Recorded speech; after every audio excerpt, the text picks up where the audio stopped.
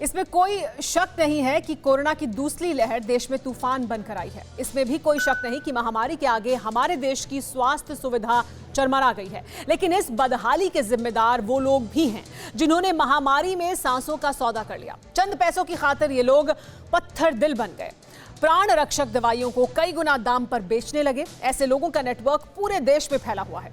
TV9 Bharatvarsh की ये report देखिए। कब्रिस्तान के बाहर लाशों का लश्कर क्यों है? शमशान घाट में लकड़ियों का अकाल क्यों है? अस्पताल में मरीजों से कम बेड क्यों है? जो जिंदगी बच सकती थी, जो उखड़ती सांसें संभाली जा सकती थी, उनकी मौत क्यों हो गई? आज भारतवर्ष को इन सारे सवालों का जवाब मिलेगा। तस्वीरें खुद गवाही देंगी कि इस महासंकट का मुजरिम कौन है। वो कौन है जो वायरस को कातिल बना रहा है? वो कौन है जो कोरोना के विस्तार का सूत्रधार है?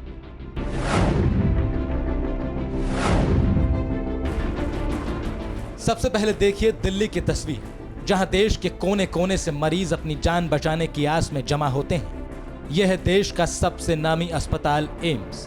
हिंदुस्तान में सबसे अच्छी मेडिकल फैसिलिटी और सबसे अच्छे डॉक्टर्स यहीं पर हैं। एम्स के बगल में ही है सफदरजंग अस्पताल।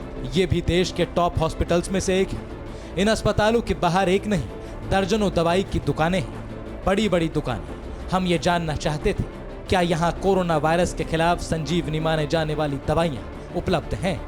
जो जवाब हमें यहाँ के दवाई विक्रेताओं ने दिया, उसे सुनकर हम चौंक गए। भैया आपके पास रेमडेसिविर मिल जाएगा क्या? फेविफ्लू? नहीं, अभी नहीं, स्टॉक में नहीं। स्टॉक में नहीं है। अच्छा, कब से आपके पास स्टॉक में नहीं होता? हमारे पास फेविफ्लू आ जाता है अगर अवेलेबल होता है पीछे से। तो भैया रेमडेसिविर है क्या आपके पास? नहीं है।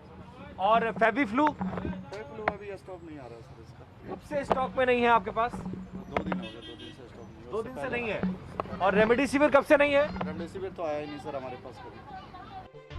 सुना आपने, स्वास्थ्य सुविधाओं के लिहाज से देश के सबसे हाईटेक जगहों पर भी वायरस के खिलाफ असरदार दवाएं नहीं मिल रही। रेमडेसिविर की तो यहाँ इतनी किल्लत है कि इनका नाम सुनते ही दुकानदार आगे बढ़ जाने की सलाह देते हैं। जान बचाने के लिए दवाएं चाहिए हो तो कहाँ से मिलेगी ये दवा? सर आर्क पे मिल रहा है ना, आर्क पे रेमडेसिविर अवेलेबल है, वहाँ पे मिल रहा है। भैया रेमडेसिविर है? रेमडेसिविर नहीं है। फेविफ्लू? फार्मास्यूटिकल्स है, वहाँ पर अवेलेबल हो गया। फेविफ्लू? फेविफ्लू नहीं आ रही। कोरोना में जब तबीयत बहुत ज़्यादा खराब हो जाए और आप मरीज वेंटिलेटर पर चला जाता है या फिर ऑक्सीजन लेवल उसका बहुत डाउन हो जाता है, तो उसको सबसे महत्वपूर्ण जो दवा है वो रेमडेसिविर, फेविफ्लू और कुछ दवाएं हैं जो ज़रूरत में ज़्यादा आती हैं। इस वक्त बाज़ार से ये दवाएं लगभग गायब हो चुकी हैं। दुकानदार ये कह रहे हैं कि हमारे पास स्टॉक नहीं है, और ये दवाएं अगर मिल भी रही हैं कुछ दुकानों पर तो इतनी ऊंची कीमत पर मिल रही हैं जिसको अफोर्ड करना आम आदमी के बस की बात नहीं है।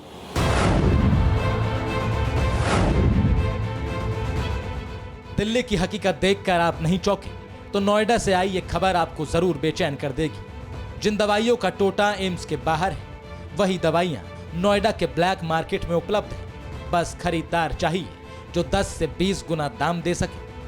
नोएडा पुलिस की क्राइम ब्रांच के शिकंजे में दिख रहे इस शख्स का नाम है रचित घई, और ये प्राण रक्षक रेमडेसिविर की काला बाजारी कर रहा था। पुलिस ने इसके पास से 105 रेमडेसिविर इंजेक्शन बरामद किए हैं। रचित एक इंजेक्शन 20 से 40 हजार की कीमत में बेच रहा था। सबसे हैरानी की बात तो ये कि गिरफ्तारी के पहले रचित रेमडेसिविर की कई डोज बेचकर लाखों कमा चुका है।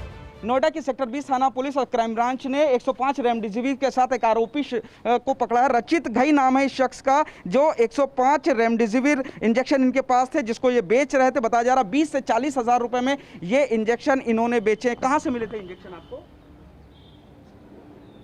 कहाँ से मिले थे आपको?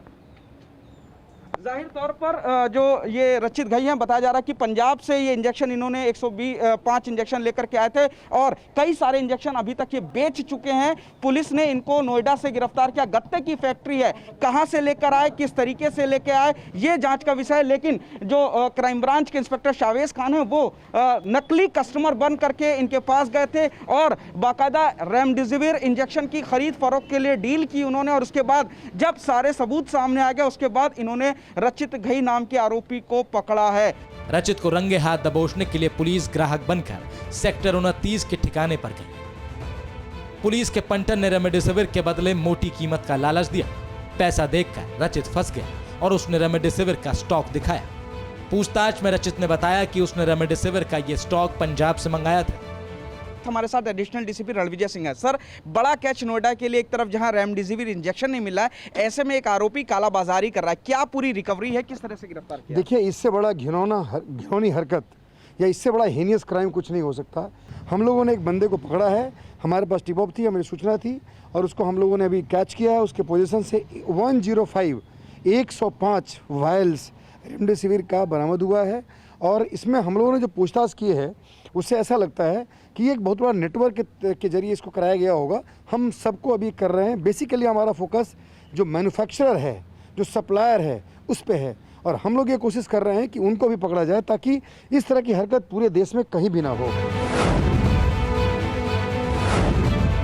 पंचकुला, नोएडा जैसा काला खेल हरियाणा के पंचकुला में भी चल रहा था।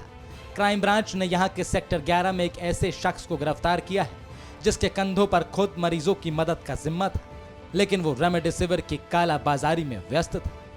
झज्जर का रहने वाला शिव कुमार पेशे से फार्मासिस्ट है और ये रेमडेसिविर की एक खुराक 13,000 रुपये में बेच रहा था। पंचकुला पुलिस को एक गुप्त सूचना प्राप्त हुई थी कि एक व्यक्ति जो है वो कोविड की जो एक ड्रग है रेमडेसिविर के इंजेक्शन जो हैं उसकी कालाबाजारी कर रहा है।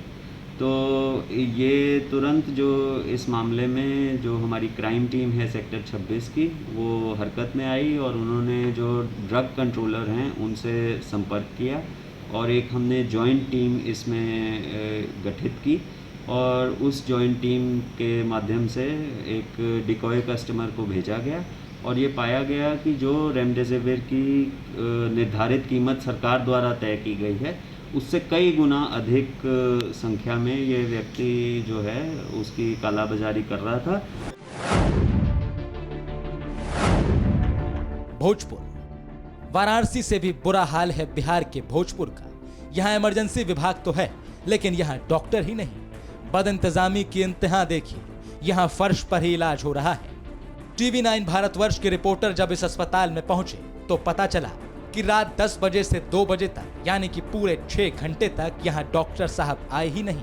जिनके ऊपर जान बचाने की जिम्मेदारी है वही मरीजों को मरने के लिए छोड़े जा रहे हैं। डॉक्टर से मिले? हाँ सर, अभी तो बोले हम लोग डॉक्टर तो है नहीं अभी यहाँ पे।